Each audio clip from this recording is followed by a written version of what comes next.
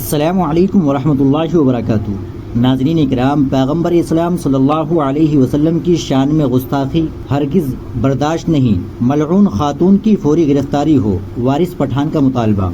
آل India مجلس اتحاد المسلمین کے رہنما وارث پٹھان نے شرمستہ نامی لڑکی کے ذریعے پیغمبر اسلام صلی اللہ علیہ وسلم پر قابل اعتراض تبصرہ کرنے کے معاملے میں سخت کارروائی کا مطالبہ کیا ہے۔ سوشل میڈیا پر وائرل ہونے والی ویڈیو میں یہ لڑکی پیغمبر اسلام کے خلاف متنازع باتیں کرتی نظر آ رہی ہے، جس کی وجہ سے مسلم برادری میں غم و غصہ ہے۔ لوگ شرمستہ نامی لڑکی کے خلاف کارروائی کا مطالبہ کر رہے ہیں۔ وارث پٹھان نے social media platform X پر ویڈیو شیئر کرتے ہوئے لکھا کہ اس لڑکی نے ہمارے پیارے نبی کریم صلی اللہ علیہ وسلم کے بارے میں انتہائی قابل اعتراض تبصرہ کیا ہے، جسے کوئی بھی مسلمان برداشت نہیں کر سکتا۔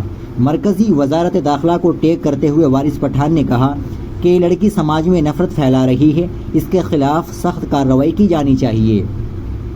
وائرل ویڈیو میں لڑکی نبی کریم صلی اللہ علیہ وسلم کے پاک مقدس کردار پر متنازع تبصرہ کرتی نظر آ رہی ہے، جو کہ بالکل ناقابل برداشت ہے۔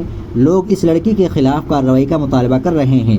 پاکستان پر حملہ کرتے ہوئے لڑکی بالی ووڈ کے تینوں خانوں یعنی سلمان، شاہ رخ خان اور عامر خان کے خلاف بھی بولتی نظر آئی۔